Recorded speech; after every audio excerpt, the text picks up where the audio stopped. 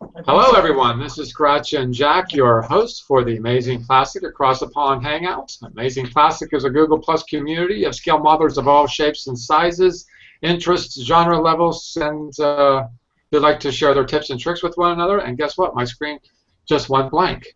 As long as your brain's not blank. Nothing's better than that. Okay, let's clear this out of the way. And like I said, Amazing Classic is a Google Plus community of modelers of all shapes and sizes, interest, genre levels, and skill levels who like to share their tips and tricks with one another. And according to my script, I think I'm supposed to mention that we're probably the fastest and the largest scale modeling community out there on Google Plus. Currently, we lost a member. But anyway, it's 1,665. Yesterday was the double the number of the beast. Yeah. Maybe the beast. So today we have joining us scale modelers of all shapes and sizes, of course, and we'd like to talk about some scale modeling. I feel so naked without my script. I sound like a bumbling idiot. A little more than. Yes, That must explain when I do the host. That's why mine is so back. I never use it. Anyhow, how you doing, Heath? I'm very well, thank you, Jack. This should make you feel good because I got my coffee right now from the. I got my coffee. Strong. Strong. Well, this ain't too strong. You're a bigger boy than I am, so you need strong. I'm a weakling. Oh, what? White and one sugar? No, I don't have any sugar in mine. As much as I like sweet things, I just don't put sugar in my coffee. I like the bitter taste. But anyhow, how you doing, Heath? I'm very well, thank you, Jack. How are you today? I'm okay. I'm beginning my day. You're ending it. So you did some modeling. We've had summer. Victory! Victory! It's summer. We've had some summer weather. It was 31 degrees today. Yeah, very good. We got near freezing now. Yeah. That sucks, doesn't it? You're coming into summer. I'm coming into summer. It sucks because it's October 3rd and it's cold and wet. Yeah. So I thought. James is due north of me in Toronto, so I'm sending up some rain for him. So he doesn't feel so. Ask the question. I have been working on my enterprise. Yes. The one with the saucer that's screwed up. So I'm Yes. just redoing that one. I've been doing some straightening. I'm trying to do exactly the same thing I did with my other one. How I had the lines and made it look beautiful. It's actually taking a long time. This one. I didn't want. I mean, the thing is, I just wish that payment saucer, the original saucer I had, would stick. No, it can't. It's just ugh. But you know, I'm lucky I had that spare Enterprise A saucer for Star Trek 4. Otherwise, I would have been stuck. So anyway, on to the next victim. I thought there was a question in that. Oh, what was the question? I was asking. I thought you were having a question here. I don't know. Well, no. On to the next victim. Next up, we have James. How you doing, James? I'm doing fine there, Jack. Yeah, it's been a fairly productive week. I finished on the space dock. Next, look at that. Wow. Wow. So that's that part, and I've started on my refit, working on the saucer section. Wow. That's pretty You're cool. trying to tell me that's papercraft? Yep. Wow. Oh my God, that's gonna look like the same as when it's a plastic styrene kit. I swear to God. Well, the paper stock that you're using has some sort of coating on it, does it not? No, it's just standard. It's just standard 110-pound paper stock. Really? Yeah, no special coatings. Do you put any special coatings on it in the end? I mean, when you're done with it. I don't. Some people do. But James, what's the equivalent in GSM? Do you know? pardon? What's the Oh, equivalent? this is about 220. Right, so it's almost a card. Yeah. Yeah, that's interesting. Okay. Mm-hmm. How you doing, Liam? Busily at work? Fine. Thank you, Jack. First time I've been out here since Monday night, so I'm trying to get something done at the same time as having a chat with you. It's been one of those. Yeah, weeks. well, I'd like to do that, but as a host, I can gotta pay attention. Multitasking. Well, multitasking. I've started. Yeah, multitasking. I'm doing the show and I'm having coffee. So. Hey, I'm doing the fine. I've started this. Well, I almost said Australian, but I realised I was wrong. I'm at this guy. I don't know how much that's going to show up, but Oh, it's Captain Cook. it's Captain Jack Aubrey. Yeah. I know. Master and It's Commander. Master and Commander. What's his name? Russell Crowe. Yeah. Yes, he's New Zealander. Yeah. We don't acknowledge him.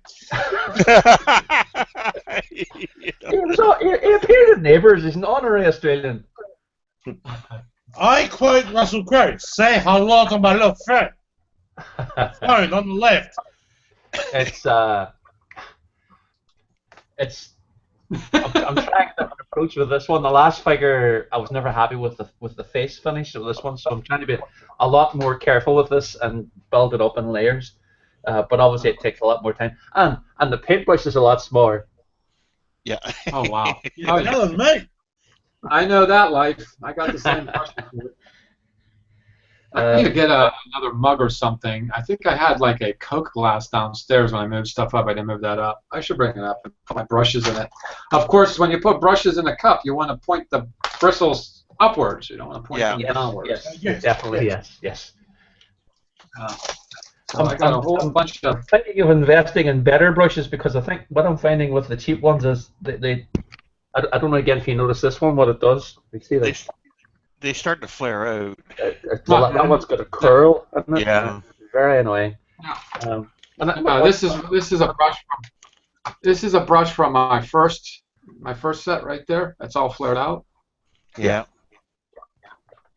So yeah, that needs to be thrown away. Because I don't know. I can't really. No, you don't throw it away. You keep that when you have to do rust effects. If you do the hairspray technique, cut the top of the bristles off, reduce it down to it's almost like a 2 millimeters, just of that, and that's what you use for doing the chipping effect. So don't throw away the brush. You mean to say you would spray your model with a hairspray and then you brush it off with this? Well, basically the technique is you put down the color that you want to show through. So it could be a rust, or it could be a metallic. So that's what you're going to have showing through your paintwork. Put that down first, let it dry.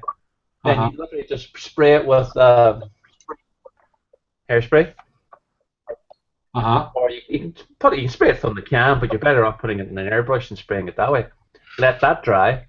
Then put on your next coat of your actual paint, your finish, your camouflage, your car color, whatever it may be. Let that dry, and then just get a little pot of. It seems to work better with slightly warm water, and then you literally just brush the water on and start chipping with the cut down brush. Paint will start to lift off. You'll see the color underneath, which is the metallic or the rust or whatever it may be. You can also use, if you want to get a sort of scratching effects, you can just use a toothpick and just literally attack it. It's very easy, Jack. You should try it. You can try it on a piece of scrap plastic. It's a nice effect. And then when you're finished all that, if you want to then go on and use a brush like this, a very fine brush with an oil, you can just go on and just add in little streaks, and then you water those down with turpentine or something, and then you get the rust effect. It's a very satisfying result, and it's done very easily. So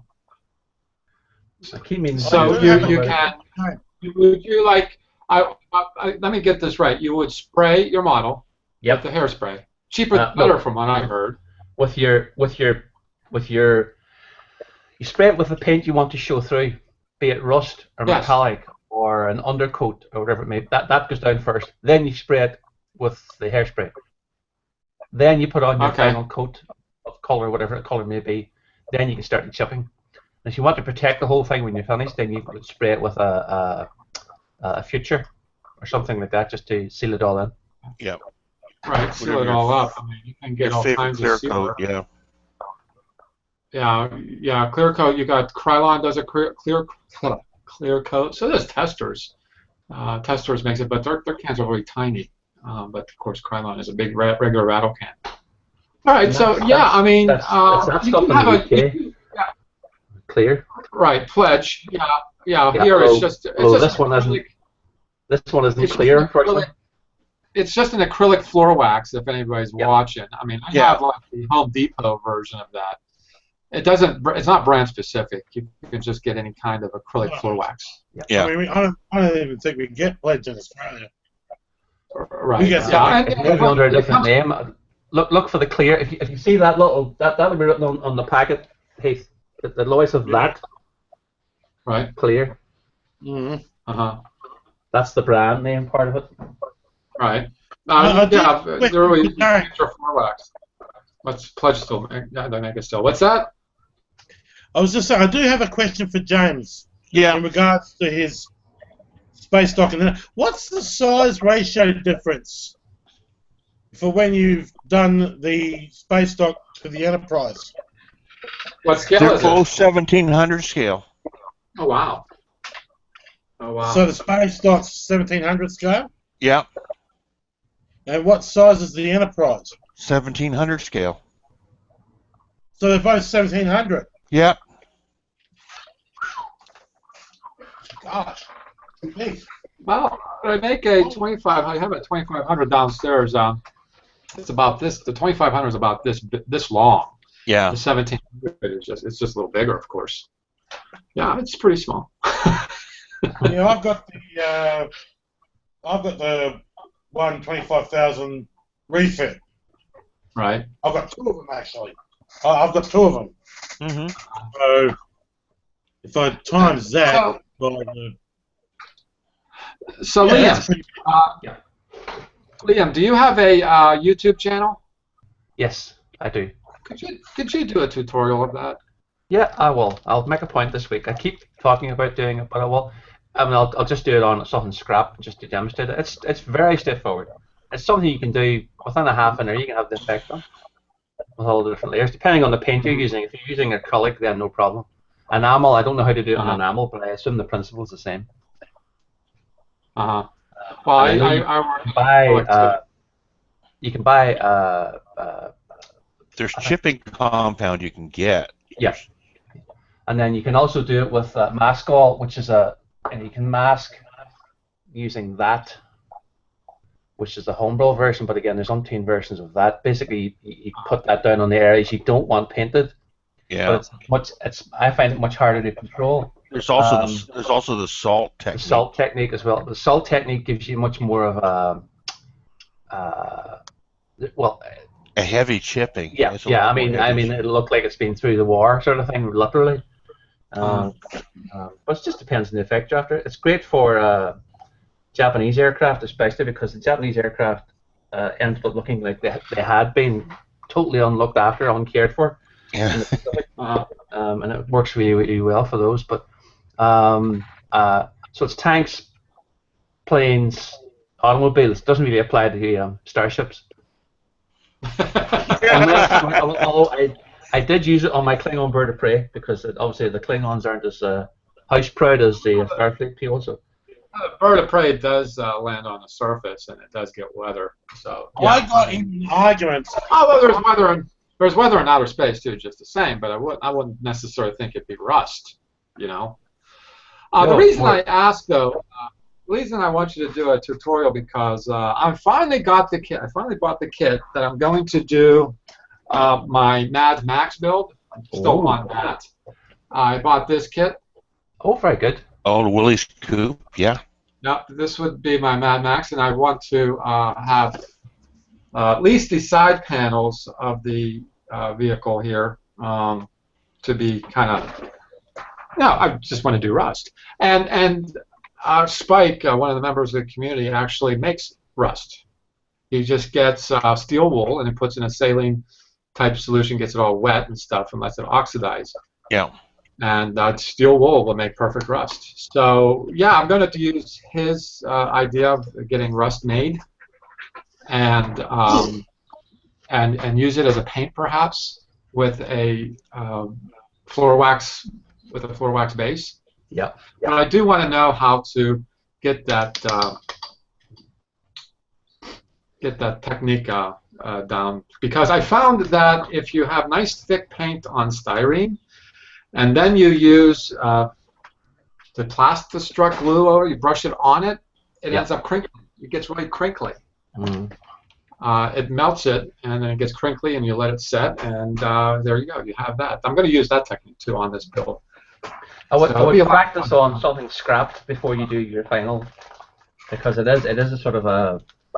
It's how subtle you are with it. If you're heavy-handed, it can look awful. But yeah, sometimes you're heavy-handed, it can look great. It's one of those suck it and see ones. So. I am certainly heavy-handed. And speaking of heavy-handed, I finally got the base coat of paint on my F-22 jet. Oh. Ah. It came out really nice. That's looking nice. Yeah. I found the perfect setting and combination between paint and airbrush pressure. Mm-hmm. It actually goes on with a very dry, fine dust sort of way, as opposed to glopping on. Because on airbrush you can like spray it like a spray can, and it turns out really wet. Yeah. I found that if I airspray it, and if it just looks a little damp, I'm doing it right. But if it looks wet, then it's going on. Overspraying, yeah. It's an overspray. So you guys, you know, I can't believe it, Jack. You build planes good, you build cars good, and yet when it comes to a Federation starship, it just falls apart at the seams. You had to go there. I will continue to remind you, Jack, until the day I die. Well, yeah, I guess when I ruined a few starships, I decided to practice on cars and airplanes and stuff. And maybe perhaps, well, the thing about doing a starship, I feel as though you can't build it without lighting. You can't build it static because it needs lights. And when you add that component to it, the build becomes 100 times harder to do. Well, but I am going to light a jet. It's going to be my Tomcat. Just as you see the picture with the flame coming out the back, and also the instrument panel. Huh? Is that a new one? Yeah, it is. No, I've had this, but new as compared to the rest of my stash, yes. Yes. I'm going to like that one, and that's going to be in flight too. I was even thinking about putting on navigation lights on a jet, because some of them do have on. It can turn off the navigation lights. I do have them. This particular one. This is considered a stealth jet. I'm going to do. I hope to be able to. Huh? Yeah. The F-22 is not, but the F-35 is. Well, the F-22 is considered a stealth. This is considered it. No, that's. It is. It is. It's not full stealth. It's stealthy, but it's not full stealth. Stealthy. Yeah. Well, yes. That's what I meant. Stealthy. So what I want to just do by with coincidence. Okay, that's what I wanted to show. There's a little knob right there that would be the navigation lights if they were turned on. Yeah. Speaking of which, did anybody see Ralph's video? What I was going to mention, Heath. Yeah. Oh, you read my mind again, Liam. Here, take it. I was just about to say it, but go ahead. What video are we talking about? Ralph's coming up with an aircraft light set. A what? An aircraft light set, like the lights at the end of the wings, the strobes, and the top lights.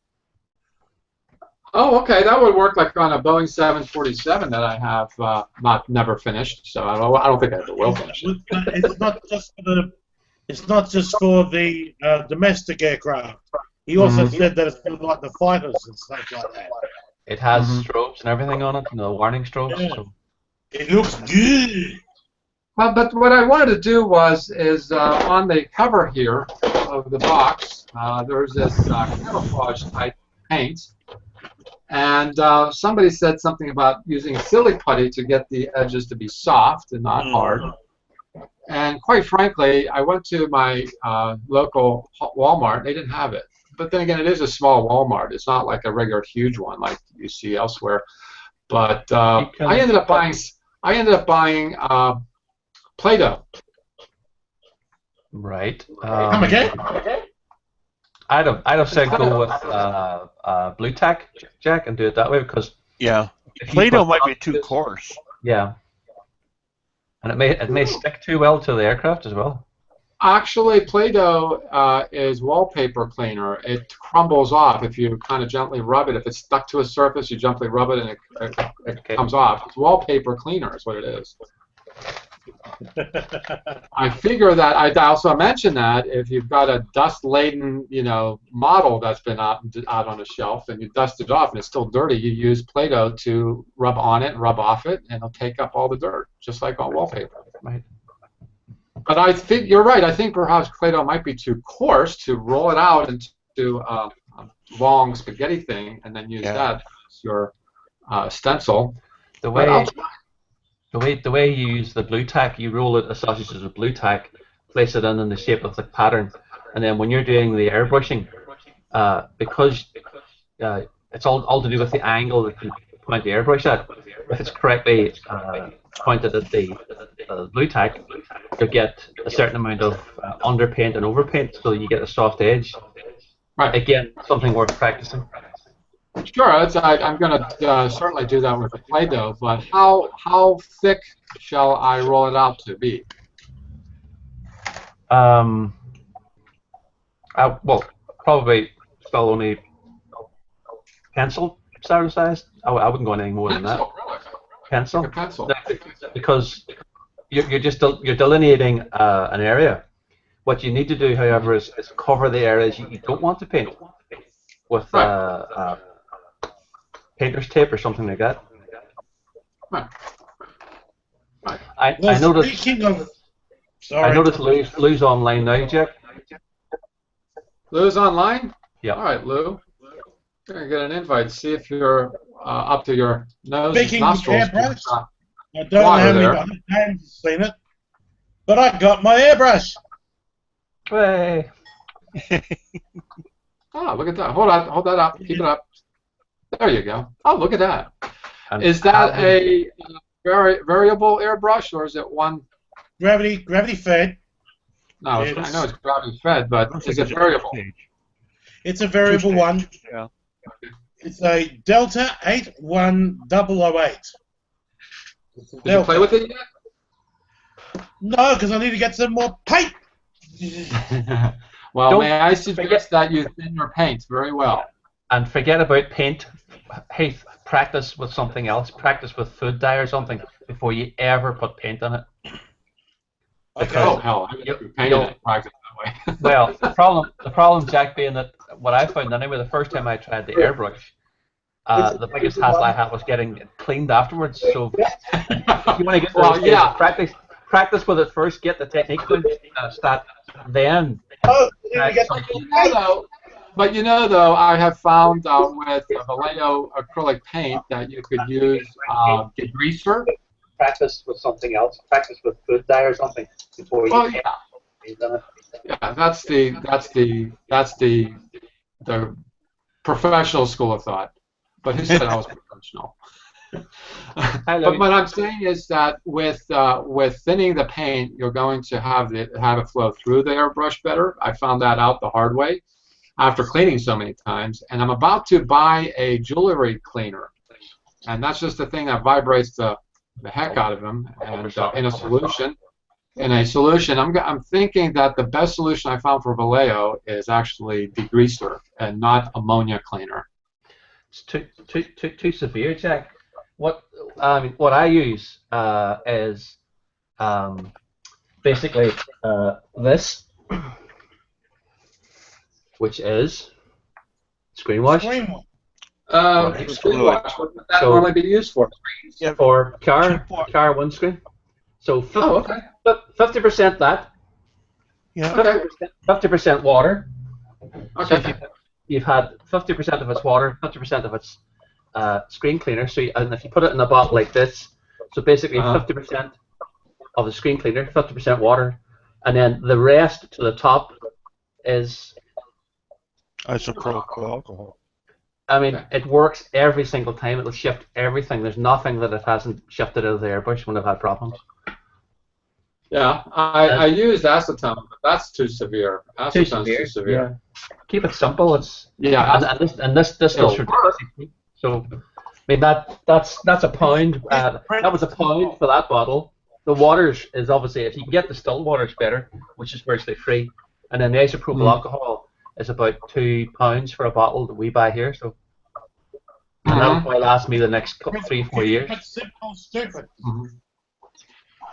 Well, next up, I thought perhaps because of the weather forecast, he's built an ark and he's floating it right now. How are you doing, Lou? I'm wet. How you doing, Jackie? Very good. You got 2 kinds of model kits on your ark? I have one of each. I tried to get a resin kit and a styrene kit. I tried to Well, you know you're going to have to get your kits in pairs. One for you to build after the flood, and the other to make molds so other people can build them. No, one for me to build and the other to sell on the new eBay. There you go. And there's no point in taking any paper kits. All that rain. You guys are getting, you got smacked. I don't know if it's still going on, but I saw the weather forecast last night, saw the radars, and I was telling the guys that usually a weather front moves like this, where your weather is going this way, and it's really it's killing specific spots with like lots of rain. So you're okay then? To quote the lyrics of the song, the weather outside is frightful. The winds have died down, so that's nice, but it is raining constantly. It's been raining for 3 days. Yeah, it's quite another 37 to go. Well, the thing is, when you get the ground saturated, all it takes is a good heavy wind to come through and blow trees over. Yeah. So that's what they're concerned about, is the winds picking back up. But everything seems to be shifting out to sea, so all we're going to get is just more rain. Okay. So you're building anything? I'm working on the 2001 pod and working on the hopper. Let's see, here's. You see, it could be the end of the world, and a modeler will still model. I'm still working. That's where I'm at now.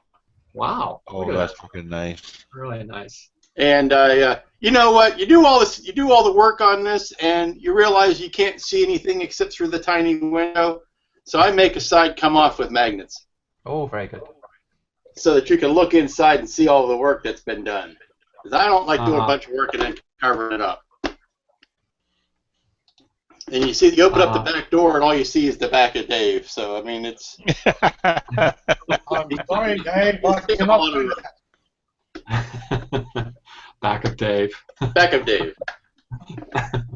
But the arms trombone out. That's about it as far as mobility on them. Mm-hmm. But it's keeping me off the streets. The sandbags work well, don't they? Yeah, as wet and nasty as it is outside, I can't get any painting done this weekend. So I'm gonna probably just do some wiring and some getting the bases ready and put some switches in and things like that. Well, that would mean you use enamel paints.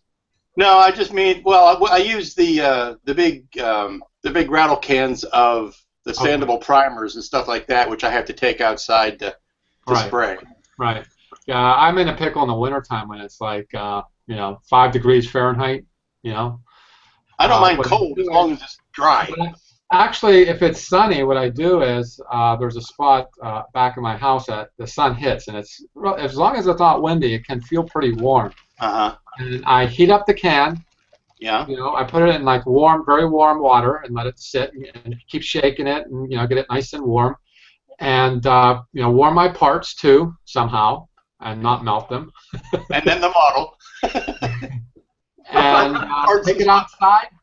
Take it outside and do a hurry spritz, and then run back in with the parts and let it cure inside, so the overspray is not inside. But at least the odor is in there, But yeah, the overspray is in.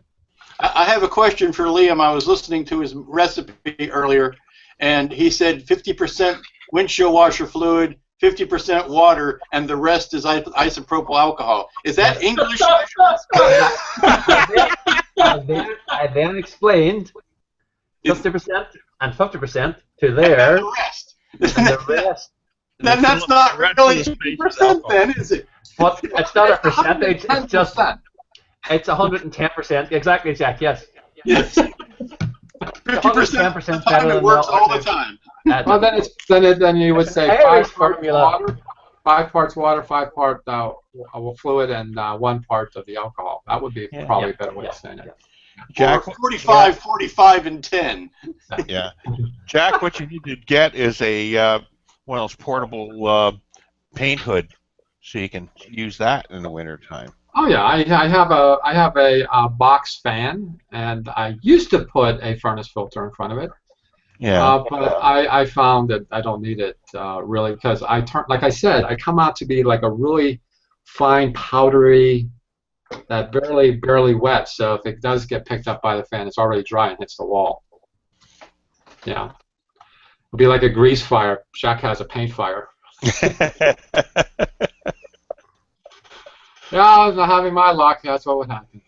What happened to Lou? I think the waters took him away. They're coming to take him away. Yeah. Anyhow, there's a law. Yeah, that's what I wanted to talk about. Also, like the rustic technique. But I want to tell everyone that Armando is starting a Halloween get-together, Halloween builds. I'm not even sure how it's working. But I think the month of October we do Halloween builds. I think I've got mine. I'll probably slap it together, really, literally slap it together and throw some. Slap it together. Try different painting techniques on it. Dry brush, wet brush, and all that stuff. It's all going to be hand painted. So anyway, hi Lou. That's the size of the Mars hopper. This is the size of the Mars hopper. It's a football helmet. It is. I could hollow it out and wear it as a helmet. That is really cool. It's huge. It's freaking huge. It is. And this is 2001. No, this is an original design Randy Cooper that Pegasus has put out. Oh, okay. It's heavily influenced by 2001, but it is not. Yeah, I guess that's what would look like if it was in. It looks heavy. If you took the 2001 pod and maybe put it in the alien universe, it might look like this. Right. But there are some companies here on Earth that are insisting they can get tourists to the moon in 20 or 30 years. So. Yeah, they've got a great restaurant there. The food is fabulous, but there's no atmosphere at all. Yeah, I had that joke. And you can eat as much as you want because all the food is weightless. Yeah. That is the oldest joke in the world. Yeah. You come back and you put on 10 pounds. Yeah. Well, it can't be. I said the food is weightless. All they serve is green cheese. Green cheese and no blue cheese. That's it.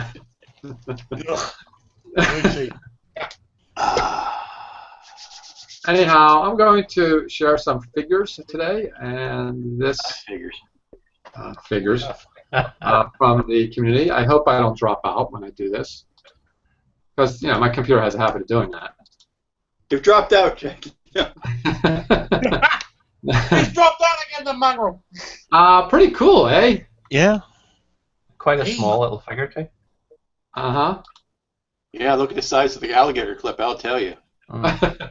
How do you get eyes on something that small? Look at an alligator kid. Let's see if I. Oh, there it goes. That's an alligator clip, and that's probably, I'd say, what, 2 inches tall? Yeah. Yep. Look at those eyes. Good eyes. Yeah. They're not cross-eyed. I would paint them cross-eyed if I had a steady hand. Isn't that part of the MAK universe type character? I don't know. The helmet has a real heavy metal vibe to it. Is this a Japanese modeler, Jack? Do you know, or where is it from? Mamoru. Name sounds like it's Japanese. Brickworks. Lieutenant Hannah. That's 120 scale. That's pretty small. That is. Yeah. She's a tall girl. Yep. I haven't done any figures, and in fact, for the Halloween, I'm going to do a AMT figure. That's scary enough as it is. Well, you know, I think I'll just reveal it. It's going to be Bigfoot. I'm going to try to electrify it because it's got glow-in-the-dark parts, as you see at the bottom there. Got a skull, and there's a rib cage too included. His eyes and teeth glow. So I'm going to try to figure out how to light these things. He just looked like he took a nasty dump. Glow in the dark dump. No wonder he's got that face. Well, gee, thanks. What? Bigfoot my ass. Yeah, he took a big dump. Yes, that should be called. Well, you know what? I try to be fun.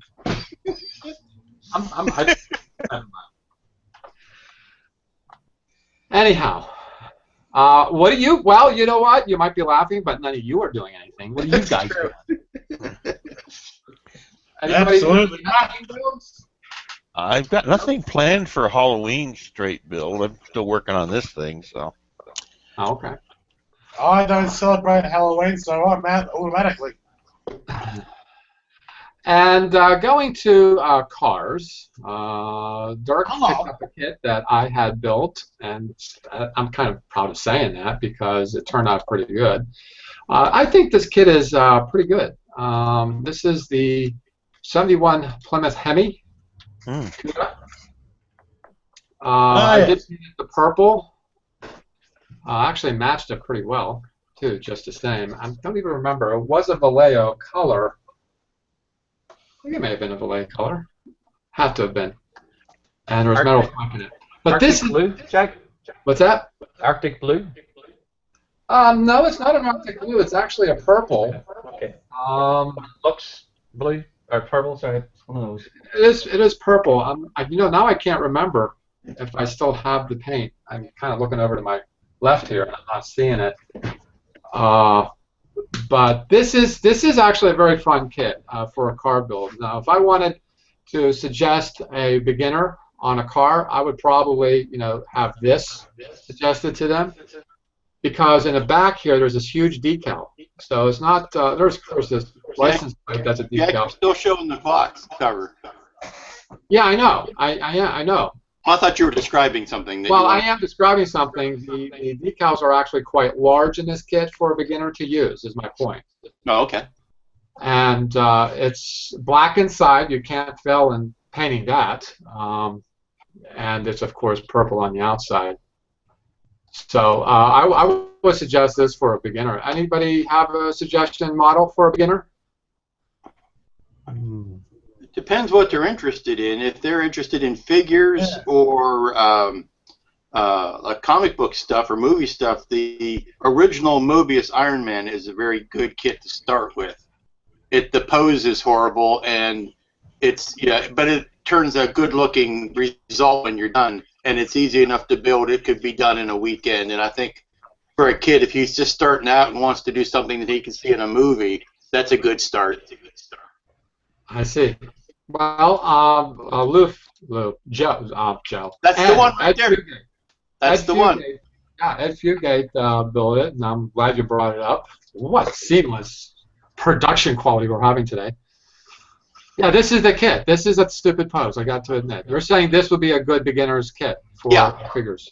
Yeah, because it teaches you how to sand a seam, and you can do some rudimentary lighting in it if you want, and a minimum number of paint colors, and you can. And actually, the pose is kind of stupid, but if you wanted to make it look like his suits and trophies, I mean, he has all of his suits in on display cases in his lab.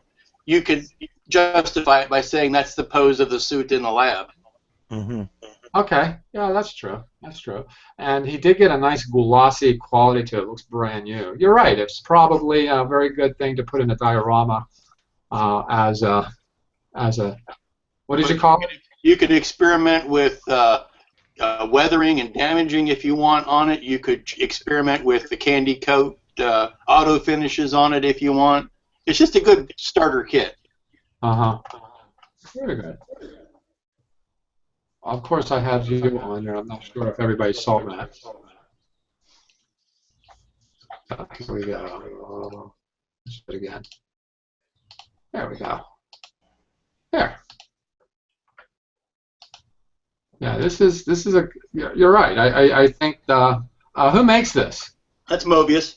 Mobius. Yeah. Do you think it's still purchasable? Yeah, I'm sure you can still find them. You may have to go online. I don't think I've ever seen one in a store, but I can't tell you that I've ever seen a Mobius kit in a store that wasn't a hobby shop. Well, that's true. That's true. But they always say that the reason why kids don't get into modeling is because they don't have any subject matter that interests them. True. They're all 30-year-old cars or shows, ships from 50-year-old TV shows. And this is something fairly recent and current that kids can hold up next to the movie and say, I did that. And Well, when it comes to airplanes, I would just think any run-of-the-mill basic AMT or an MPC or monogram World War II plane would be cool. Oh, the smaller Aerofix ones are fine too. They're good start. Oh, right. Testers makes the small ones as well. They're very small though. I don't know if I know some kids would like something big. I know I do. They come back to the audience, and I mean, if it's an adult modeler who's just starting, World War II stuff. But I don't think a kid is going to get into a World War II plane as quick as an SST or a stealth bomber or something that is neat looking and not historic. I was surprised, Lou. I was in RAF Duxford last week in just outside London, and it's one of these places where they take all the school trips, usual thing. And I was surprised the shop there has a fairly big model section of Airfix and Revell models. And as the kids are all coming into the shop, as they do at the end of the trip to buy stuff, they all made a beeline for the kits. I'm wondering if that isn't cultural, though. I think it would be. I don't know. Airfix lost a lot of market here, and they still see their market as being the child side of things primarily. Yeah. But, and their stuff's improved beyond all recognition over the last 2 years. All their new kits are superb. They're all 3D imaged. They use a 3D imaging system to go and look at the original aircraft, and they'll image it with cameras, and then that's how they create the models now. They've improved that side of it. But I know what you're saying about is it a UK thing, European thing that kids would. I don't think so. I think it's the case in that situation. It's the museum has got them all excited because they've been in and on the aircraft. Right. That's why they're interested in buying something on the way out. So, but I was just surprised that there was the degree of interest there was. That's a good point about maybe kids, because oddly enough, when I was at the Air and Space Museum, I don't remember seeing very many kids. I think 90% of people there were probably in their early adulthood or older farts like us. But I don't remember seeing too many kids, and I thought that was very odd, because the Air and Space Museum in Washington D.C. sees about 7.5 million people a year. And was it a weekday or a weekend you were there? Oh, it was a summer weekday. It was awfully crowded. The Museum of the American Indian was not crowded at all. It was very nice and very interesting too, just the same. But when it came to the Air and Space, it's probably the 5th most popular, most visited museum in the world. Mm. And there are some displays like the Skylab you can actually walk into and look up and look around. I think a kid would be interested in that. I would think a kid would be interested in seeing all this things that are outside of the ordinary, because kids are usually into like space things or dinosaurs, because they're so out of this world and not of reality. It has some sort of fantasy component to it. But so yeah, I would think like AMT came out with the 18-inch Enterprise with the 1,000 scale Enterprise included in it, and on a picture is this really cheesy, corny father-son picture. I think that's a little sexist, but I'm being politically correct. How do you get? I mean, I don't know if scale modeling is on a decline. What do you think? What do you guys think? I don't think it's really on the decline. I think it's the problem of I think scale modeling is staying basically where it's always usually with the older crowd. As people get older, then they start getting more interested in getting into these hobbies, and that the kids have never been as really. There's only been a few kids really that really get really interested into model building when they're younger. It's in general seems to be when people get older that they start to get more interested into it. I see. I'd be very curious to see how well the new line of Star Wars Snap Kits do, the ones that are aimed at kids, because that's the prime convergence there. If you can have the kits on the shelf the day after the movie's in the theaters, then if the kid is interested in the movie and wants to have his own X-wing and goes to and can get it, I mean, availability is key too. The impulse by seeing it on the shelf at Walmart is always going to beat the online purchase. But if there are subject matters in the Star Wars movies, or the subjects in the Star Wars movies that really capture kids' imagination, and they want to build a model of that, that will lead them into later in life building more complicated models and all that. I mean, I've heard people rag on the Snap Kits, but you got to start them with something. Yeah. Right. I've even read an article where kids that have built models as children or teenagers are less likely to be destructive in their adult life. I thought that was an interesting. Yes, I've heard that too. I thought that was really strange, but that makes total sense. If a kid is building things, he's less likely to destroy things. Mm-hmm. Yeah. I think though scale modeling does all kinds of neat stuff. Well, I'll tell you what, when I get my 350 scale Enterprise, I'll be lighting that sucker. My thing is, I think the scale modeling is, to me, more about history. As I was just describing, the F-22 is stealthy, maybe not a stealth, but I can show you a stealth. I can show you a stealth jet. Ah, yes, the F-1117 Nighthawk. This is a 113. Oh no, it is a 17. You're right. It's the 17. That's the one that was used in the Desert Storm. This actually has a lot of big parts to it. Two sides to the dorsal fins, and two sides to the wings, and two sides to the upper and lower.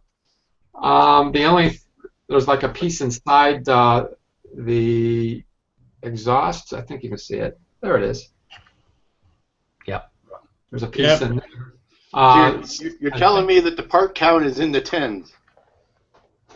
Oh, very much so. I think maybe if I think about it, it's probably about 25, 30 pieces, and that includes the cockpit that's in there. Let's see. You see the little guy in there? Yeah, I can see it. Little guy in there. So this was a rattle can paint job. It was the easiest paint job I've ever performed on a model. Okay. Oh, all right. That's the Airfix version of the same kit, Jack. So you can see I think it's exactly the same kit. It's basically just two sprues with, as you say, very, very, very large parts. Right, it's large parts. It's a 48 scale. I built 48 scale jets. Right. I don't think it's 72. It's too small for me to like. Although I probably have more room for 72 scales. And 72nd scale, I've gone off building because it's just gotten so fittery, for want of a better description. Right. Yeah, I do like the 42 scale on jets because the details are there. Yeah. And somehow they're easier to manage building. I don't know why, but that's my story, and I'm sticking to it. Fair enough, then. Anyhow, so if subject matter would be of importance. Yeah, I agree. For our kids to be interested. Yeah, things like models of things like the bus from Agents of S.H.I.E.L.D. and stuff like that. Oh, that new one. I would love to have a model of that Oh, new the one. new one? Oh, yeah, the new one's cute. Cool. Yeah. Uh-huh. Now, see, we're 50-year-old kids here. And speaking of 50-year-old kids, why isn't there anything for next year for the 50th anniversary of Star Trek? Because nobody's finished building their enterprises yet. Oh, I know, but you think they'd be doing something, Lou, to cash in on the whole anniversary thing, but Yeah. Well, look who has that. Look who has that license, and that'll tell you.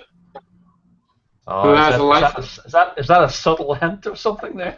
That's round two. Who promise many a kit and then Yeah. go off and build 1999 Eagles. Yeah. Yeah, and that's a lovely. I would love to get the kit, but again, it's It's a lovely Eagle, but come on, you've got the diamond. You've got the diamond license, and you've got a sapphire license. I mean, which one do you put stuff up for the diamond license? Yeah, yeah.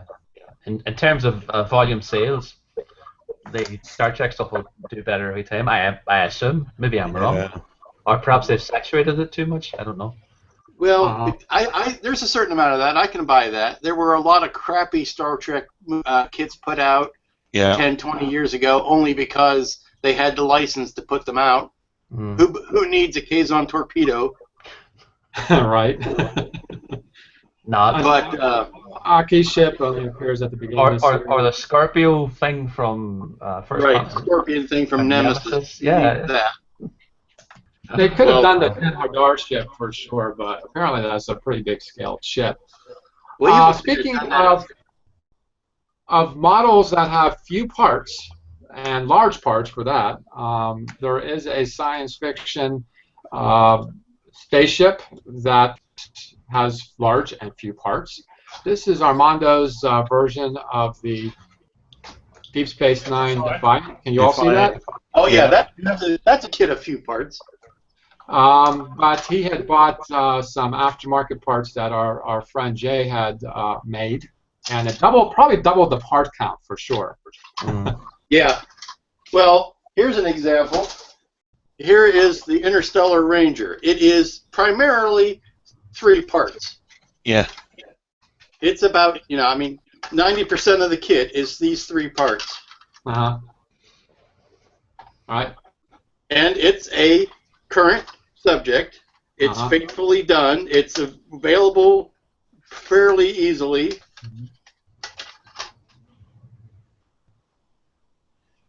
Well, send it to me. I just like his lighting job. He did very well. Excellent. Yeah. He did very well in the lighting. It's not like jumping out you and attacking your senses. That's what I like about this build, is that even on camera, it looks subtle enough to be visual. And I'll tell you, the gooseneck is an inspired idea because that particular ship was known for flying very erratically and very weird angles and swooping and sweeping. Yes.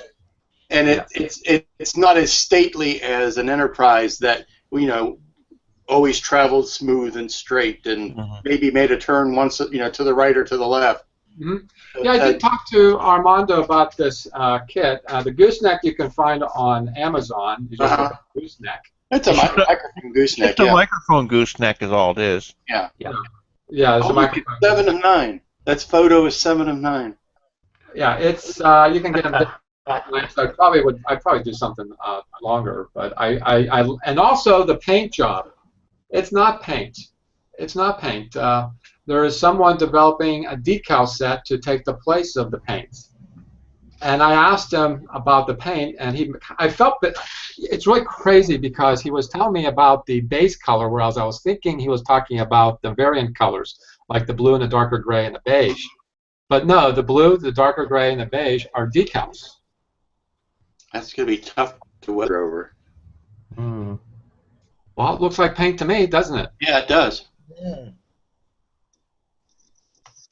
Well, no, look at the seam there, Jack. Along the bottom there, on the blue stripe, on that dark blue stripe. Here? Look where the two parts go together. You can see where the decal is kind of fitting over that seam. Yeah. Well, it's just a minor. I think it's minor enough not to. Right, but I mean, a paint wouldn't do that.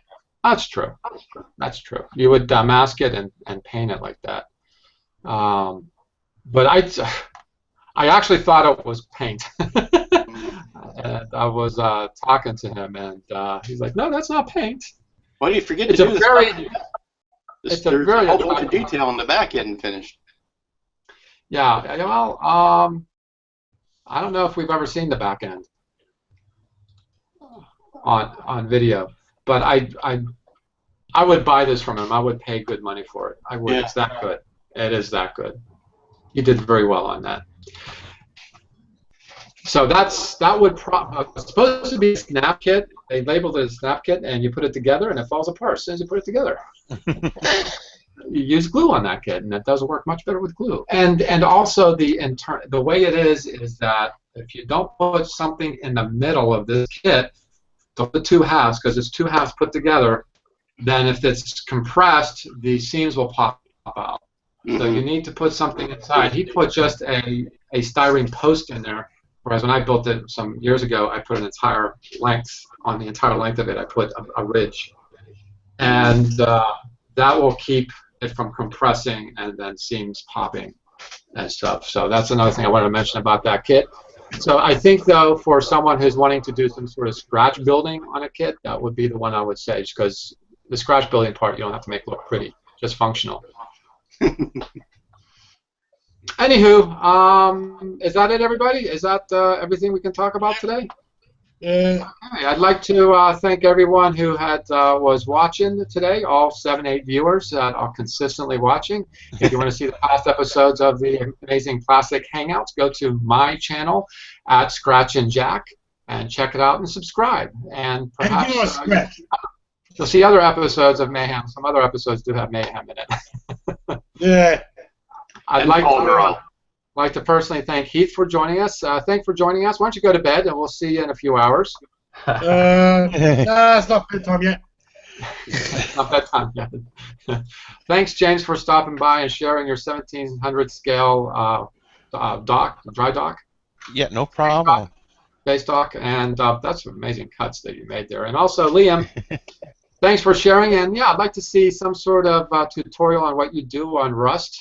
I would be more than happy to try it out and on this build, because anything I do on this build is going to be good. Every mistake will be good. Ask and ye shall receive. No mistakes, just happy accidents. Yeah, exactly. Thank you, Mr. Bob Ross. And Lou, thanks for joining us. I know you're flooding out there, and